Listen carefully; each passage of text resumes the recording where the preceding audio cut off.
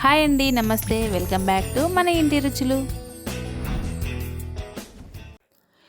ఈరోజు మన వీడియోలో ఇంట్లో ఎలాంటి కూరగాయలు లేనప్పుడైనా, లేకుంటే వెరైటీగా ఏదైనా చేసుకోవాలనుకున్నప్పుడైనా కేవలం పచ్చిమిర్చి ఉల్లిగడ్డతో చేసుకునే ఈ పచ్చడిని ఒకసారి ట్రై చేయండి. టేస్ట్ చాలా బాగుంటుంది. ముందుగా ఇలా స్టవ్ ఆన్ చేసి కడాయి పెట్టుకొని అర స్పూన్ ఆవాలు, అర స్పూన్ జీలకర్ర వేసుకోవాలి. వీటిని బాగా ఫ్రై చేసుకోవాలి. చూడండి, ఇలా వేగిన తర్వాత వీటిని ఇలా వేరొక బౌల్లోకి తీసేసుకుందాం.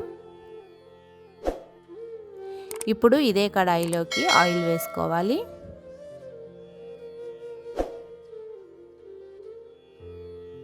ఇలా ఆయిల్ వేడైన తర్వాత 4 రెమ్మల కరివేపాకును వేసుకోవాలి. ఈ కరివేపాకును క్రిస్పీగా ఫ్రై చేసుకోవాలి. చూడండి, ఇలా ఫ్రై అయిన తర్వాత వేరొక ప్లేట్లోకి తీసేసుకుందాం.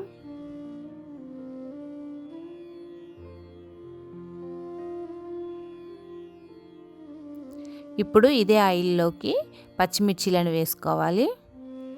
ఈ పచ్చిమిర్చి అనేవి మీకు కావాల్సినన్ని వేసుకోండి. నేను ఇక్కడ ఒక 25 వరకు పచ్చిమిర్చీలను వేస్తున్నాను. మీరు పచ్చడి ఎక్కువ కావాలనుకుంటే కొన్ని ఎక్కువ పచ్చిమిర్చీలను వేసుకోండి. ఇలా ఈ పచ్చిమిర్చిని బాగా ఫ్రై చేసుకోవాలి. ఈ విధంగా ఫ్రై అయిన తర్వాత ఇందులోకి ఒక 10 వెల్లుల్లిపాయలను వేసుకొని వీటిని కూడా బాగా ఫ్రై చేసుకోవాలి. చూడండి, ఇవన్నీ ఇలా ఫ్రై అయిన తర్వాత ఇందులోకి ఒక పావు స్పూన్ వరకు పసుపును వేసి ఇలా అంతా ఒకసారి కలుపుకోవాలి. ఇలా పచ్చిమిర్చి అనేవి ఈ విధంగా బాగా ఫ్రై అవ్వాలి. ఇప్పుడు వీటిని ఇలా వేరొక ప్లేట్లోకి తీసేసుకోవాలి. ఇప్పుడు వీటిని పూర్తిగా చల్లారనిద్దాం. చూడండి, పచ్చిమిర్చి ఈ విధంగా చల్లారిన తర్వాత ఒక చిన్న మిక్సీ జార్లోకి వేసుకోవాలి.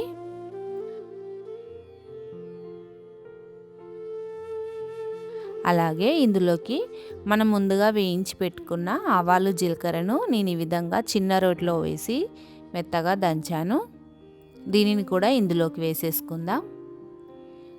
ఆ తర్వాత ఒక చిన్న నిమ్మకాయ సైజ్ అంతా చింతపండును కూడా వేసుకోవాలి. అలాగే రుచికి తగ్గట్టు ఉప్పు వేసుకోవాలి. ఇప్పుడు దీనిని మిక్సీ పట్టుకుందాం.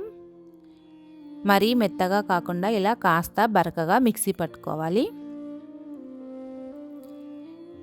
ఇప్పుడు దీనిని పక్కన పెట్టుకొని స్టవ్ ఆన్ చేసి మనం ముందుగా మిర్చీలను ఫ్రై చేసి పెట్టుకున్న ఆయిల్ ఉంది కదా, ఇప్పుడు ఇదే ఆయిల్లోకి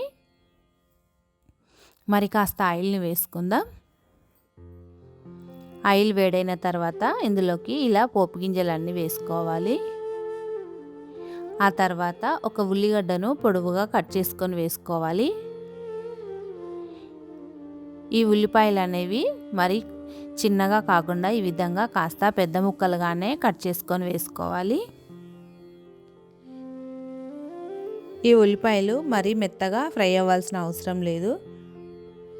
ఇలా 1 నిమిషం ఫ్రై చేసుకున్న తర్వాత ఇందులోకి ఒక 5-6 వెల్లుల్లిపాయలను కాస్త దంచి వేసుకోవాలి. ఆ తర్వాత ఒక 2 రెమ్మల కరివేపాకును వేసుకొని అంతా బాగా కలిసేలాగా కలుపుకోవాలి. ఇలా కలుపుకున్న తర్వాత ఇందులోకి మనం మిక్సీ పట్టి పెట్టుకున్న పచ్చడిని కూడా వేసుకొని అంతా బాగా కలిసేలాగా కలుపుకోవాలి. ఇలా అంతా బాగా కలుపుకున్న తర్వాత స్టవ్ ఆఫ్ చేసేసుకోవాలి. అంతే అండి, ఎంతో టేస్టీగా ఉండే పచ్చిమిర్చి పచ్చడి రెడీ అయినట్లే. దీనిని చపాతీలోకైనా, అన్నంలోకైనా, దోశలోకైనా తింటే చాలా టేస్టీగా ఉంటుంది. ఇలా వేడివేడి అన్నంలోకైనా వేసుకొని తింటే చాలా టేస్టీగా ఉంటుంది. తప్పకుండా ఒకసారి ట్రై చేయండి. అంతే అండి, ఎంతో ఈజీగా అప్పటికప్పుడు చేసుకునే ఈ పచ్చిమిర్చి పచ్చడి రెసిపీ మీకు నచ్చినట్లయితే మీ ఫ్యామిలీ అండ్ ఫ్రెండ్స్కి షేర్ చేసి మన ఛానల్ని సబ్స్క్రైబ్ చేసుకోండి. Thank you for watching.